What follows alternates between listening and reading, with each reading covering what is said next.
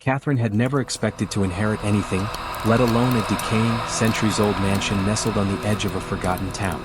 The letter from the lawyer had come in the mail one crisp autumn afternoon, its contents shocking her to her core. Her estranged grandfather, whom she had barely known, had left her everything. All his possessions, all his land.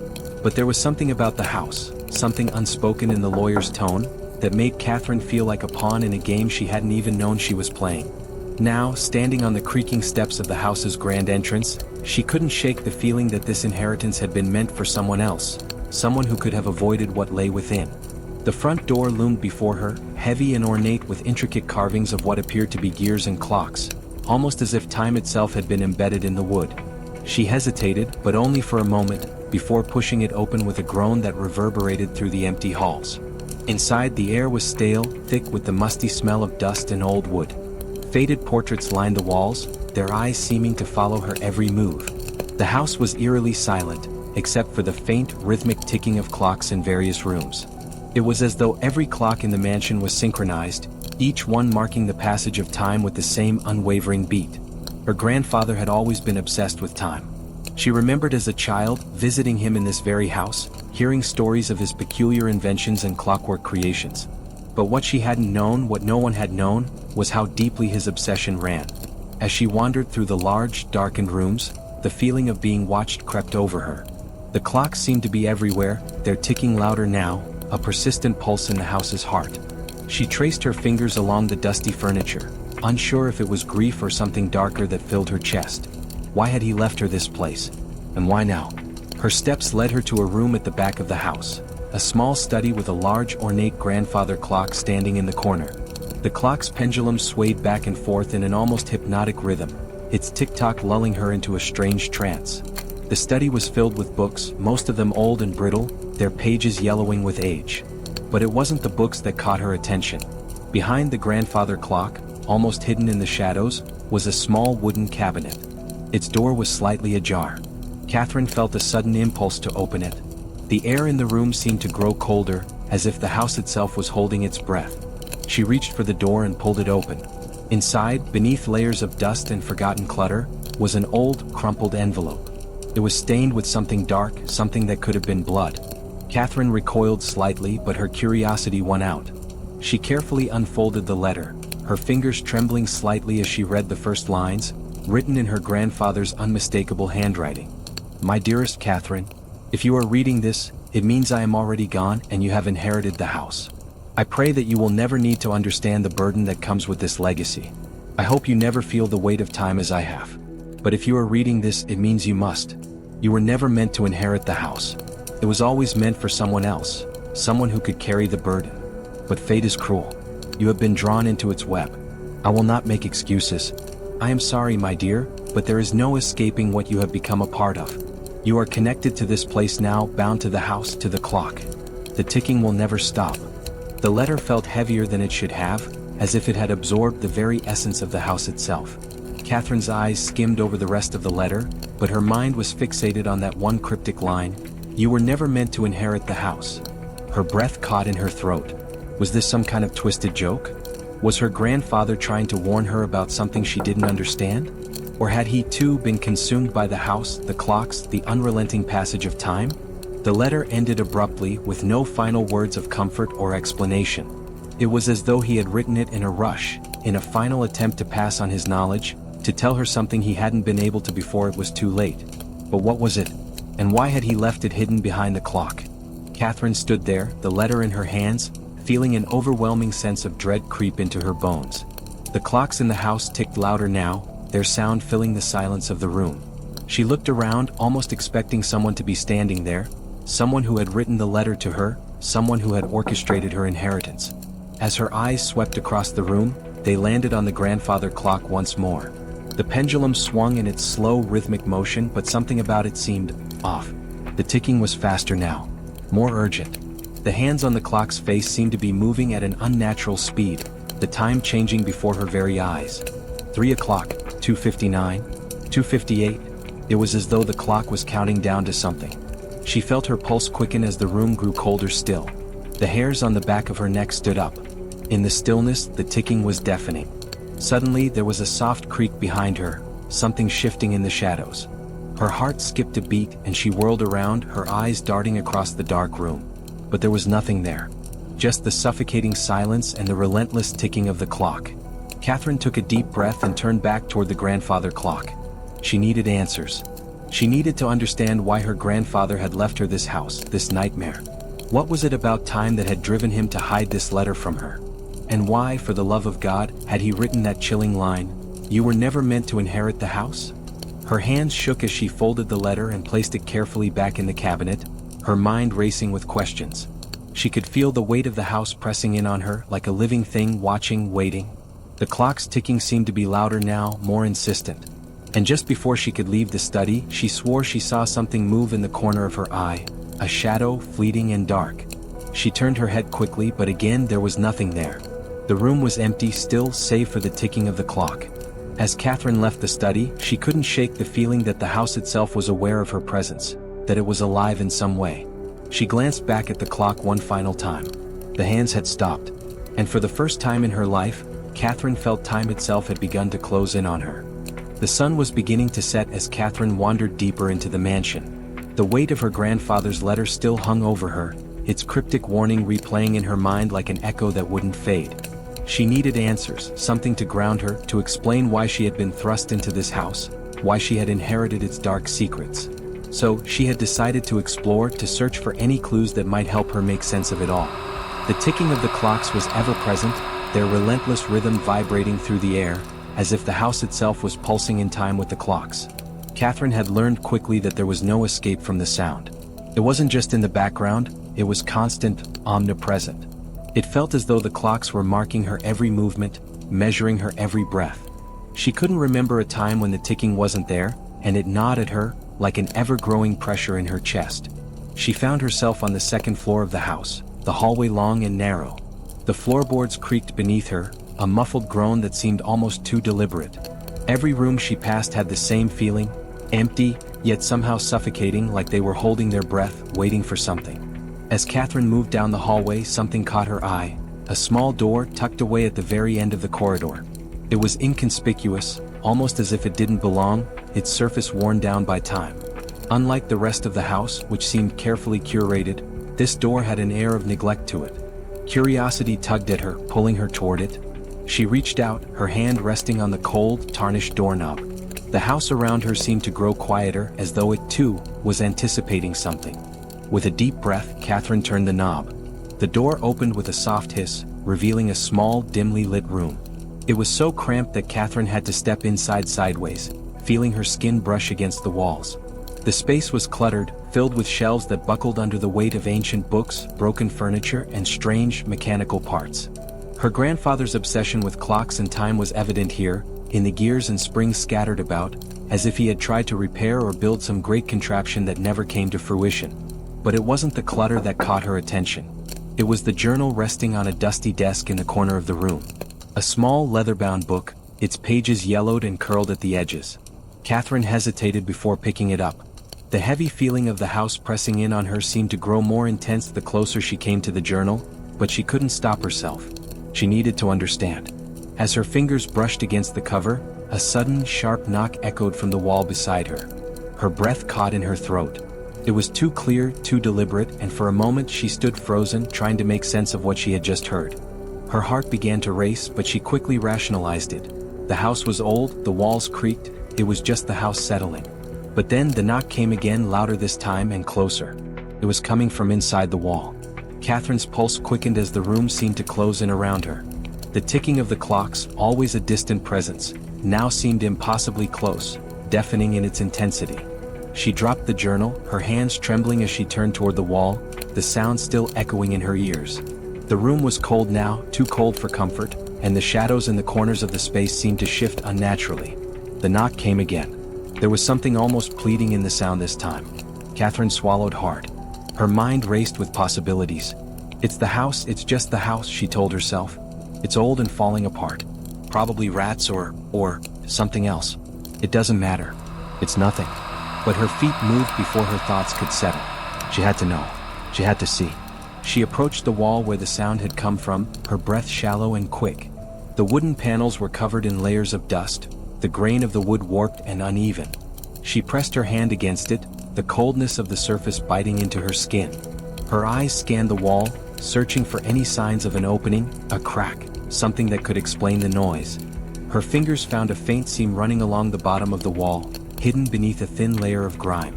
She took a deep breath, steeling herself, and pushed against the wood. It gave way with a faint creak, revealing a narrow opening that led into a hollow space behind the wall. Her stomach lurched as she peered into the darkness beyond. The air was thick, stale, and it smelled of something ancient, something long dead. There was no turning back now. With trembling hands, she pulled at the boards, tearing them away, revealing more of the secret room hidden within the wall. And then she saw it. At first, it was just a glimpse, a twisted, contorted shape pressed against the far wall of the hollow space. But as Catherine pulled away more of the wood, her breath caught in her throat. There, in the darkness, lay a body. A human body, but not like any she had ever seen before. The figure was barely recognizable, its skin pale and stretched thin, as if it had been preserved by some dark, unnatural force. It was fused with the wall itself, its body grotesquely entangled in the wooden structure, as if it had been trapped there, slowly suffocating for years, decades even. The face, though contorted in an expression of agony, still bore the faintest traces of recognition. It looked as though it had once been alive, once been human, but now it was nothing more than a grotesque relic of the house's dark history. Catherine recoiled, her hand flying to her mouth to stifle a gasp. The image of the body, half dead and entombed in the wall, was too much to process.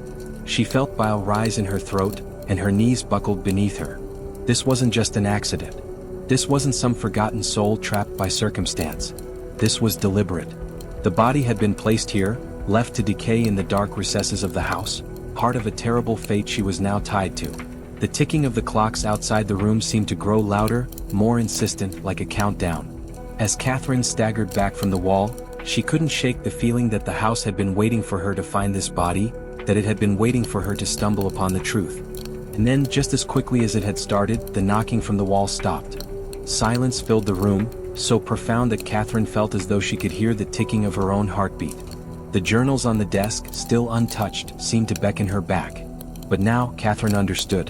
The clocks were not simply marking time, they were marking fates. And hers, she feared, was already sealed. She would become part of the house's legacy, just like the unfortunate soul she had just uncovered. With a final, trembling glance at the body in the wall, Catherine grabbed the journal, desperate for anything that could explain this nightmarish discovery. The house had made its first move, and now she had no choice but to play its game. Catherine hadn't slept in what felt like days. Time had become fluid in the house, slipping through her fingers like sand in an hourglass with the pressure building at the top. The incessant ticking of the clocks was her constant companion, louder now, more invasive. It pulsed through the walls, through her very bones, and her sense of time felt increasingly warped. She couldn't remember what day it was, or even how many times she had walked through the same rooms. Her mind felt fragmented, like it had split into pieces, each one racing to keep up with the strange, unrelenting flow of seconds. She knew something had shifted in the house. Something had changed when she uncovered the body in the wall, when the house had revealed its secrets, and now it felt like she was no longer in control of her own life. The house, with its cold walls and endless ticking, seemed to push her further from the real world with each passing hour. Desperation gnawed at her as she moved through the darkened hallways, her fingers brushing the walls as if she could draw some comfort from their cold touch. She needed to escape. She needed to get out, but she had no idea where to go. There were no phones, no sign of the outside world. The mansion felt like a prison, and she was trapped in its web. Her only escape seemed to be reaching out, reaching for help. But she didn't know who to turn to. Everyone she knew, everyone who had once been a part of her life, felt like distant memories, like people she had never truly known. The walls of the house had swallowed them, consumed them in a way she couldn't explain. There was a landline phone in the study. She had seen it earlier, tucked away on a forgotten desk in the corner. The thought of it had clung to her mind like a lifeline. She could call someone, anyone. She could call her mother, or a friend, or even the police. She needed reassurance that there was a world beyond these suffocating walls, a world untouched by the house's insidious influence. Her hands trembled as she picked up the receiver, the dial tone sounding so foreign to her ears. The silence was maddening, the ticking of the clocks in the background louder than the phone's hum. She didn't even know who she was supposed to call. But something told her she had to act quickly, before the house did something worse. She dialed her mother's number first, her fingers hesitating over the familiar sequence of numbers. Would her mother even answer? Would anyone even care? As the phone rang, Catherine felt the weight of isolation pressing on her chest. Her mother had never truly understood her. Had anyone ever understood her? The phone clicked and a distorted voice crackled through the line. "Catherine, you have to leave the house, now." The voice was barely audible, garbled and broken as though it were struggling to make its way through a thick wall. It sounded wrong. But then, as Catherine's heart skipped a beat, she realized this was her voice. Her own voice, somehow coming through the line, distorted but unmistakable. "Catherine," the voice cracked again, a desperate plea. "It's too late, leave before it's..." The line buzzed, the words cutting off in an abrupt silence. Catherine's breath caught in her throat. Her pulse thundered in her ears, drowning out everything else. She gripped the receiver harder, as if holding on to the phone could somehow anchor her to reality. This wasn't possible. It couldn't be. She was hearing things. The static crackled again, but this time it was only an empty hum. Her future self? Was that really her voice? Was it a warning, or had the house driven her mad? Her mind scrambled to make sense of what had just happened. How could she be speaking to herself from the future? Was it just the house playing tricks on her? Was the relentless ticking warping her perception of reality? The air in the room seemed to grow colder, and she shivered as a sense of dread crept over her. She needed to find out what was happening, why everything felt like it was slipping beyond her grasp. Her hand, still holding the receiver, trembled as she slowly placed it back on its cradle. It had been quiet for a few moments, but then, again, the unmistakable sound of a knock echoed from the wall. Catherine froze, her heart in her throat. It was not as loud as before, not as urgent, but it was there. The sound seemed to travel through the walls, coming from deep inside the structure of the house. There was something familiar about it, but she couldn't quite place it. Her skin crawled as the realization hit her. The knock was not coming from the walls, it was coming from the phone itself. With growing horror, Catherine's gaze snapped back to the phone. It was as though the house was responding to the call. The ticking grew louder, quicker. The room felt impossibly colder, the darkness pressing against her. The light from the dim lamp flickered, casting strange, fleeting shadows on the walls, making her question whether she was seeing things. The knocking continued, relentless, filling the room with a sense of growing dread. Then, as if the house had decided to silence her once and for all, a sudden crash shook the study. A lamp fell from its perch on the desk, crashing to the floor with a deafening noise. Catherine screamed, leaping back in shock. The room was plunged into darkness for a heartbeat before the light flickered back on, and she saw something, someone, standing at the doorway. Her heart nearly stopped. There was no one there. It was the reflection of herself, twisted and distorted in the glass of the study's large mirror. But this version of herself was different. Her face was pale, her eyes wide and wild with terror. Her reflection seemed to be staring back at her, pleading for help, just like the voice on the phone. It was her, but it wasn't. It was something else, something that wasn't real. She spun around, but no one was there. Her breath was rapid, her chest rising and falling in a panicked rhythm. Was this the house? Or was she losing her mind? The reflection in the mirror faded as quickly as it had appeared, but the terror remained. Her hands shook violently and she backed away from the mirror, her mind whirling in confusion. What had she just seen? What had just happened? The house felt more alive than ever, breathing in rhythm with her own heart, its presence suffocating, consuming every thought, every doubt. Was the phone call a warning from her future, or was it another trick of the house? In her mind, the truth began to coalesce.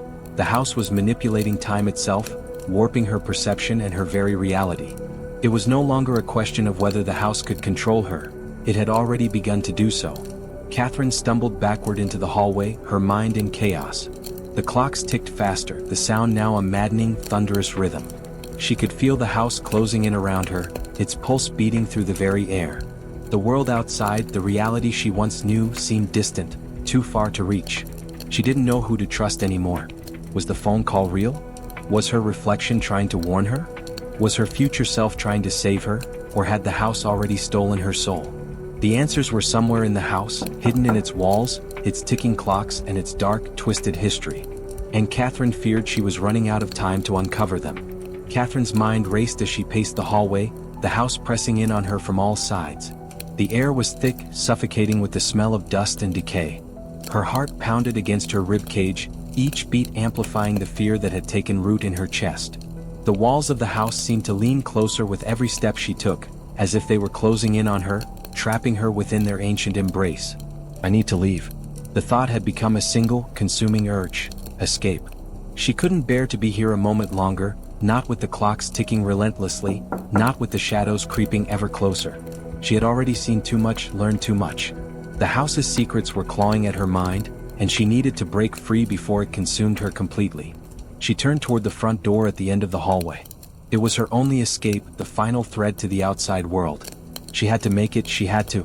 Catherine reached for the door handle, her hands trembling with anticipation.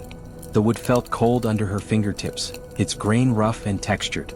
She turned the knob, holding her breath. It had to open. She could almost taste the fresh air beyond it, the smell of grass and freedom. But when the door swung open, she gasped in disbelief. She was back in the living room. The same cold silence hung in the air. The same oppressive ticking of the clock echoed through the room. The same dark, shadowed corners where she had first wandered. The furniture was exactly as it had been before, perfectly arranged, perfectly still, but something was wrong. The room felt stale, like it had been waiting for her return. Catherine stepped back in confusion, her heart racing. She had just come from here. She was sure of it. She had seen the door, felt the pull of the outside world, but now she was trapped back in the living room just like before. Her breath quickened. What is happening? The air in the room felt heavier, thickening with a strange sense of dread. Catherine's eyes scanned the walls again. That was when she saw it, something she had missed before. The symbols. They were everywhere now, etched into the wood paneling, drawn in faded chalk across the wallpaper. Strange, arcane patterns spiraled across the room, swirling and twisting like something alive. They weren't just painted or drawn. They seemed embedded in the walls as though they had always been there, waiting to be discovered. The symbols were unlike anything she had ever seen, complex, intricate, and disturbingly alive. They pulsed in the dim light, each line of ink seeming to writhe, shifting in and out of focus as her eyes tried to make sense of them. Her pulse quickened. Was it possible? Had these symbols always been here, hidden from her view? Or had they materialized since her last moment of confusion? Catherine reached out a trembling hand to touch the wall, but before she could make contact, the floor beneath her seemed to groan. The walls seemed to whisper, faint murmurs brushing against her ears. The house was alive, aware, and it didn't want her to leave. Panicked, Catherine turned toward the hallway, desperate to escape this trap. She couldn't stay in the living room, not with those symbols closing in on her. She couldn't stay in the house at all. She spun around and ran toward the hallway again, her footsteps echoing in the empty silence.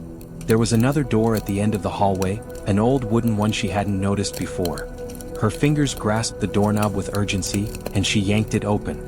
The room beyond it was dark, but she stepped inside without hesitation, hoping it would lead her somewhere, anywhere, but away from this nightmare. The moment she stepped into the new room, something shifted. She froze. Her eyes darted around the room. The air was colder here, the shadows deeper. But it wasn't just the atmosphere. The room itself felt wrong, distorted. The walls were no longer smooth and comforting, but cracked and decayed, as if the house itself had been wounded. The floorboards creaked ominously beneath her feet, but there was something else, something that caught her attention. The mirror across the room reflected her face. Her heart skipped a beat. The woman in the reflection was older, much older. Catherine stumbled back, her breath caught in her throat. Her reflection stared back at her, but it wasn't the same face she had seen in the mirror just hours ago. Her skin was pale, her hair, once neatly combed, was now tangled and wild. Deep lines of exhaustion and fear marred her face, as if she had been here for years, decades even. Her eyes were bloodshot, sunken with an emptiness that seemed to speak of years of torment. How long have I been here? The reflection, her reflection, slowly raised a trembling hand to touch the glass. Catherine's breath hitched as the figure in the mirror did the same, its movements a mirror image of her own, but there was a coldness to the way the figure's hand lingered on the glass, as if it were touching something far more sinister than a mere reflection. The reflection was marked. There were scars on her arms, deep gouges as if she had been clawing at something, at the walls, at herself. It was as though the woman in the mirror had been trapped for far longer than Catherine could comprehend, marked by the house's dark influence. The worst part? The reflection smiled, but not a smile of comfort. It was a twisted grin, one that spoke of resignation, of inevitability. The reflection's eyes glinted with an unnatural knowing, as though it was aware of something Catherine wasn't. Catherine's mind screamed for her to look away, to run, to escape, but she couldn't move. Her gaze was locked on the mirror, unable to break free of the reflection's hold. The smile deepened, stretching impossibly wide, before it twisted into something monstrous. The reflection began to move toward the glass, its hands pressing against the surface, as though it were trying to reach out. Catherine's heart pounded as she realized it was trying to pull her in. With a scream, she ripped herself away from the mirror, her body recoiling in fear. The room seemed to shift around her, the walls bending inward as though the house itself was closing in. The mirror's reflection was wrong. Everything was wrong. And the house was changing her. Suddenly, Catherine stumbled backwards and the floor beneath her feet cracked open. The house was alive and it was rewriting her past. Her reflection in the mirror wasn't just a distorted version of her. It was a glimpse into her future, into the woman she would become if she remained here. The marks on her skin, the age in her eyes, they were all signs of a fate that was already beginning to take shape. She had been in this house for far longer than she realized, and the house was determined to make her part of its twisted history. With tears in her eyes, Catherine turned and ran, desperate to escape the shifting nightmare that was consuming her. But deep down she knew the truth. There was no escaping the house. It had already begun to claim her. The silence of the house was suffocating, thick with the weight of its secrets. Catherine sat on the edge of the dusty desk in the hidden study, the dim light from the single flickering lamp casting long shadows across the room. She ran her fingers over the pages of her grandfather's journals, pages filled with strange, fragmented notes about time, clocks, and experiments that seemed to defy the very fabric of reality. Her mind spun as she pieced together the disjointed information. It was clear now that her grandfather had been obsessed with time, had sought to manipulate it. The clocks scattered throughout the house, each one ticking at its own erratic rhythm, weren't just ornamental. They were the tools of his twisted experiments. But what had he done? And why had he left her this legacy, this inheritance that now felt like a curse? As Catherine turned the fragile pages, her eyes were drawn to something new. Tucked between two worn pages was an old photograph, the edges curled and yellowed with age. At first glance, it seemed like a simple family photo, a rare moment of peace from a life consumed by obsession. The man in the center, standing tall in a dark suit, wore a proud expression. His eyes, sharp and intent, locked onto the camera with the sort of focus that suggested a man on the verge of something monumental. Catherine traced the image with her fingers, wondering who the others were. She recognized some of them as distant relatives she had never met, but there was one person who seemed out of place. Standing to the right of her grandfather was a woman, her face obscured by shadows, but her posture was unmistakable. There was something about her, something wrong that Catherine couldn't put her finger on. She leaned in closer, her eyes narrowing. Something about the photograph shifted beneath her gaze. She blinked rapidly, certain she was imagining it, but when she looked again, the image was clearer. The man at the center, the one she had identified as her grandfather, was changing. At first it was subtle. The lines of his face blurred, his features softening into something unfamiliar. But then, to her horror, she realized it wasn't just his appearance that was changing, it was his face. His nose shifted, his cheekbones grew sharper, his lips curled into a grimace that was far too familiar. Her heart began to pound as she looked closer. The eyes, those piercing, icy eyes, remained locked onto hers, but they were hers. The reflection of her own eyes staring back at her from the photograph. Her breath hitched. This isn't possible. The face in the photograph didn't belong to her grandfather anymore, it was her own. The transformation was slow, almost imperceptible, but it was undeniable. The photograph was somehow warping, altering itself before her eyes, merging her face with her grandfather's as though she was becoming him, piece by piece. Catherine slammed the photo down onto the desk, her hands trembling uncontrollably. She stood up, pacing the small room, trying to shake off the vertigo that had taken hold of her. Her mind raced in a million directions. The implications of what she had just seen were too much to comprehend. Was it possible that... The clocks on the walls around her began to tick louder, a deafening rhythmic pounding that seemed to fill the air, vibrating in her very bones. Her thoughts were suffocating under the weight of the house's influence. She couldn't escape the feeling that it was working on her, pulling her into a fate she couldn't outrun. But then, just as quickly as the noise had started, it stopped. Silence descended upon her like a thick, suffocating fog. The air felt heavier now, oppressive and cold. The room seemed to close in on her, the walls pressing closer. Catherine looked back down at the photo, terrified to see if the transformation had continued. It had. The edges of her grandfather's face had blurred even more, and now her own features, her own eyes, her nose, her lips, were unmistakable. It wasn't just her reflection. It was her future. She was becoming him. She was becoming part of the house's twisted legacy. The realization hit her like a physical blow. Her inheritance wasn't random. It was part of a cycle, a pattern set in motion long before her grandfather's death, long before her birth. She had been chosen to inherit this house, this curse, and now she understood why. The house wasn't just a structure. It was a living, breathing entity, an entity that demanded continuity, that demanded the legacy of its clockmaker be passed down. Her grandfather's experiments with time hadn't just been about bending the rules of reality, they had been about creating a legacy. And now, Catherine was part of that legacy. The house had chosen her to follow in his footsteps, to continue the work he had started. She could feel it now, the weight of his obsession pressing down on her like a chain around her neck. She was becoming him, her identity slowly being erased as she was molded into the next chapter of the house's dark story. The walls seemed to pulse with a sickening rhythm, the tick-tick-tick of the clocks now a loud, jagged cacophony in her ears. Catherine looked at her hands, but they too seemed unfamiliar, darker, older, as though they had aged years in mere minutes. She could feel the passage of time stretching out before her, endless and unyielding, and there was nothing she could do to stop it. Her thoughts were a jumble, disjointed and feverish. The house was manipulating her. The clock's ticking had become a constant reminder that she was running out of time. Her time, but also time in general, as if the house itself was running a countdown to something even darker. Her eyes fell on the grandfather clock in the corner of the room, the one that had started it all.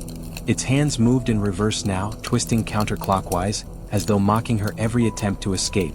Catherine's heart raced as she felt a wave of hopelessness wash over her. There was no escaping it. She wasn't just trapped in the house. She was trapped in the same cycle her grandfather had been caught in, a cycle that seemed to loop endlessly, binding her fate to the house's twisted nature. And just as the last flicker of hope died within her, Catherine knew the terrible truth. She was becoming the next clockmaker. The house had grown colder. With every step Catherine took through the winding halls, she felt as though it were watching her, waiting, breathing in the spaces between the walls. The air was thick, suffocating, and time seemed to slow, each moment stretching longer than the last. She was trapped, not just by the walls of the house, but by the very fabric of reality itself.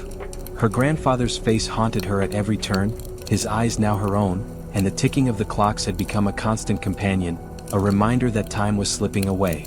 Yet something was different today. The house had become quieter.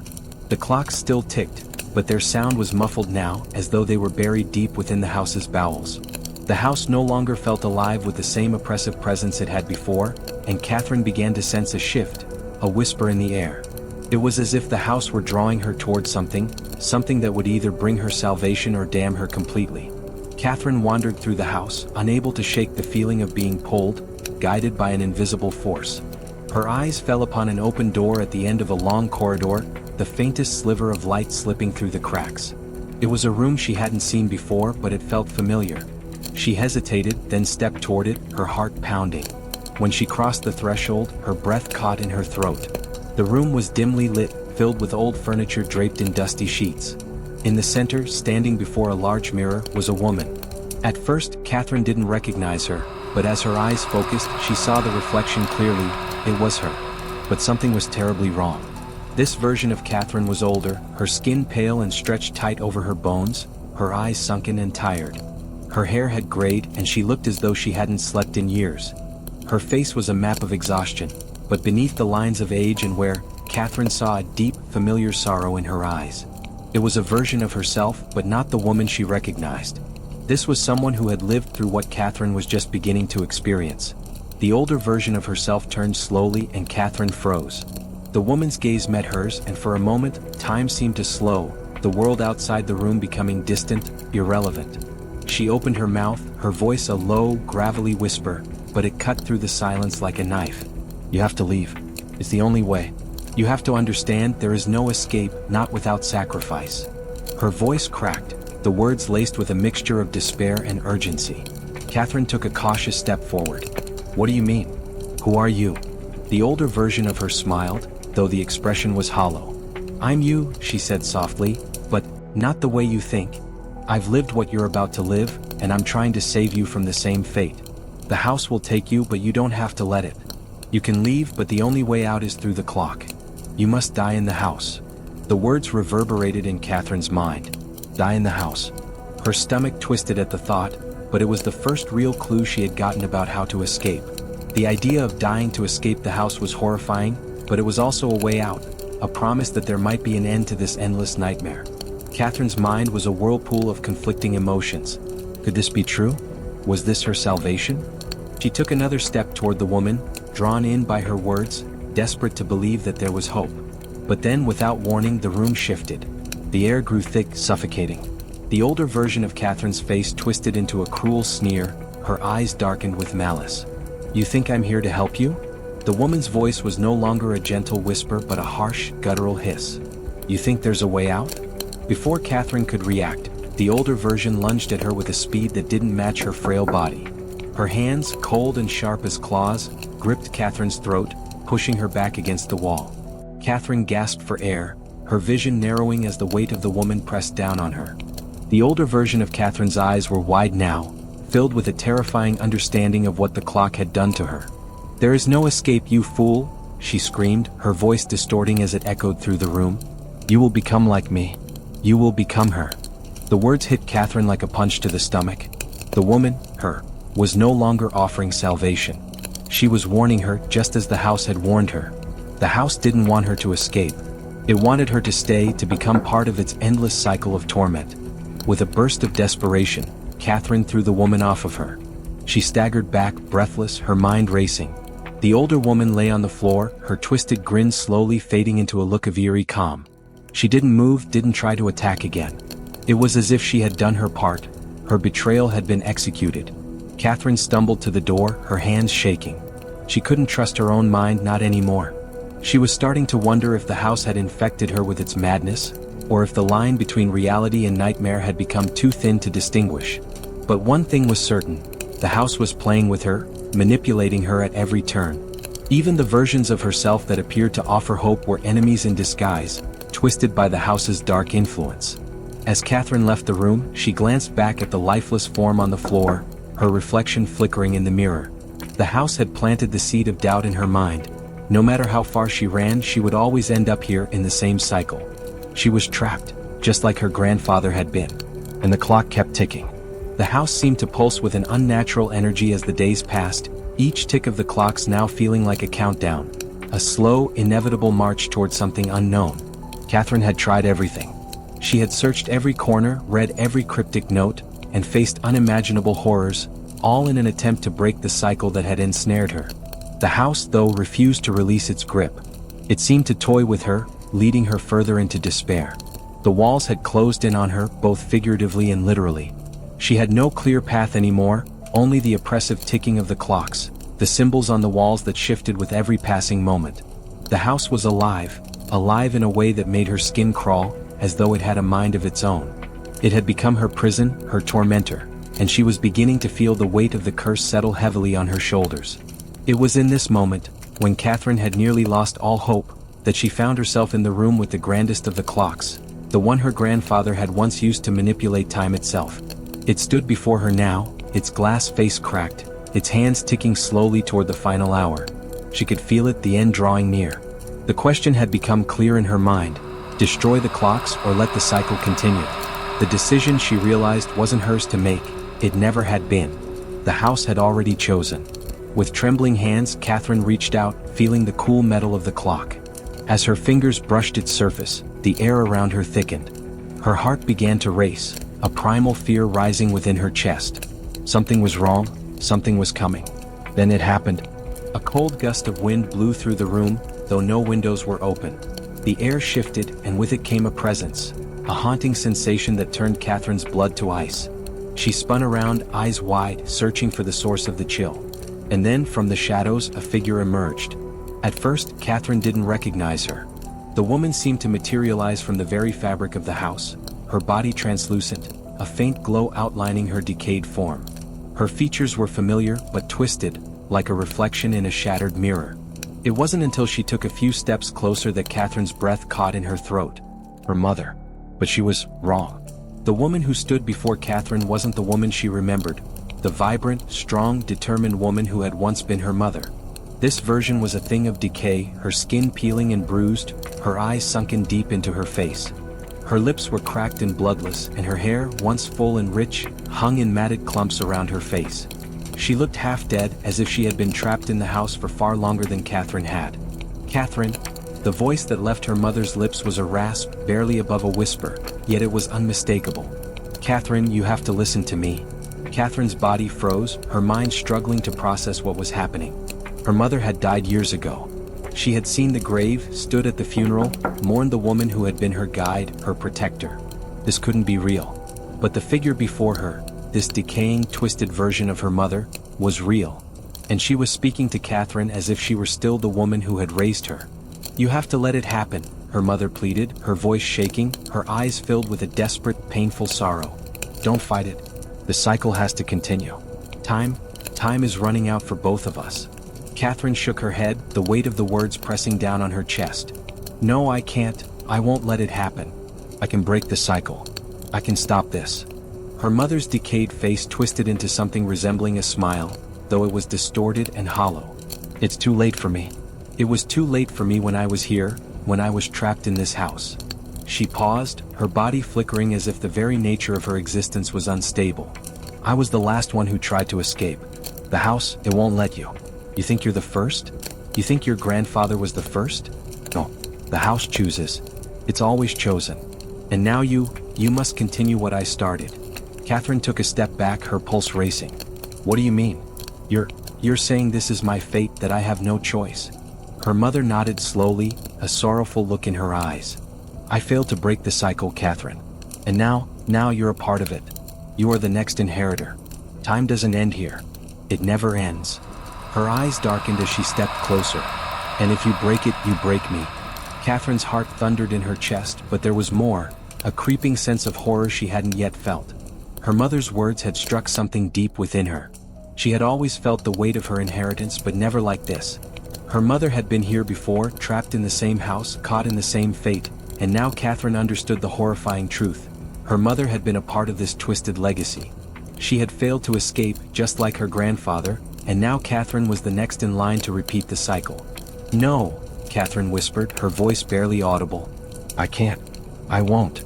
But as her mother reached out to her, the air around them seemed to crackle. Catherine could feel the clock ticking louder, each second drawing her closer to the moment when the choice would have to be made. Would she let the cycle continue? Would she destroy the clocks and risk her own soul, along with the house's grasp on time? Or would she become another casualty of its endless, twisting cycle?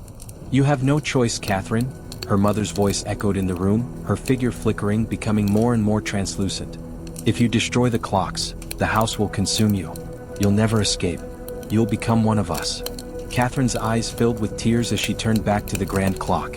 It ticked louder, drowning out her thoughts. The face of the clock warped, becoming the face of her mother, her grandfather, every version of herself that had come before her.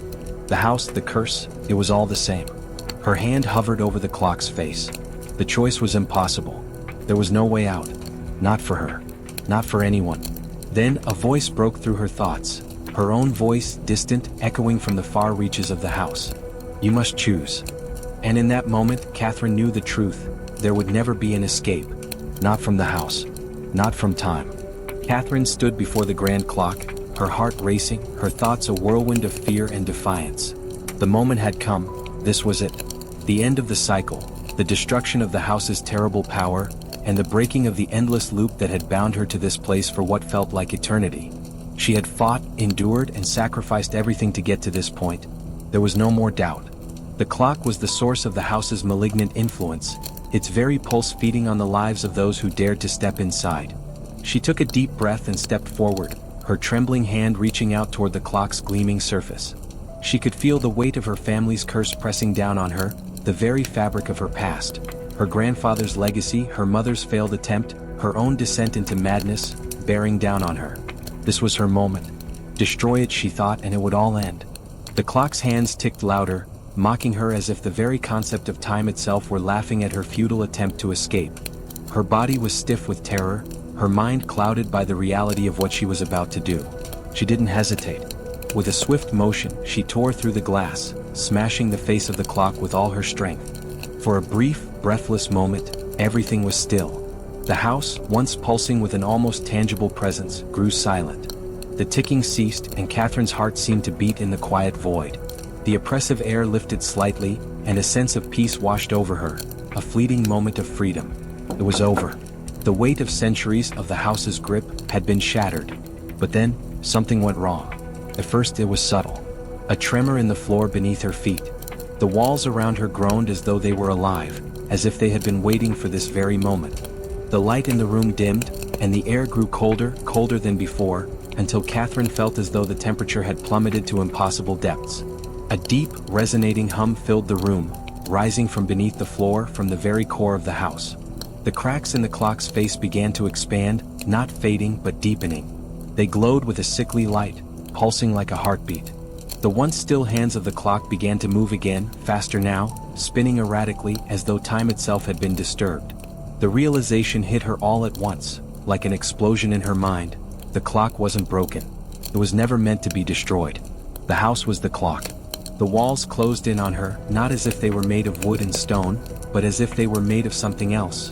Something alive, something with a will of its own. The house began to change, to twist, as if it were reshaping itself around her, folding and unfolding in unnatural, terrifying ways. Then, with an overwhelming, suffocating sensation, Catherine felt herself pulled, physically pulled, toward the clock. The gears inside it began to turn faster, their grinding sound deafening, drowning out all other noises as if the house itself was alive and hungry. The room spun, and Catherine felt her body growing heavier, her limbs stiffening as though they were being absorbed into the very fabric of the house. "No!" she gasped, struggling to move to escape the tightening grip of the house. But it was too late. The gears of the clock shifted, grinding against each other with a deafening screech, and Catherine was pulled, tighter, until she felt herself fuse with the machine. The sensation was not one of pain, but of consciousness. It was as if she were slipping into a parallel existence, one that had always been there, waiting for her. She could feel herself being absorbed into the mechanism of time, her body, her mind becoming part of the very system that powered the house. Her flesh fused with the clock's inner workings, her heartbeat becoming the ticking of its gears. Her mind no longer held control, it was now part of the endless rhythm of time, caught in the eternal loop. The clock was no longer a tool, it was a sentient, malevolent entity feeding off the souls of those who tried to escape. And Catherine had become just another cog in its infinite gears. Her scream was swallowed by the sound of the clock, her body now lost within its vast, twisting machine. She was no longer a person, no longer a part of the living world. She had become part of the clock.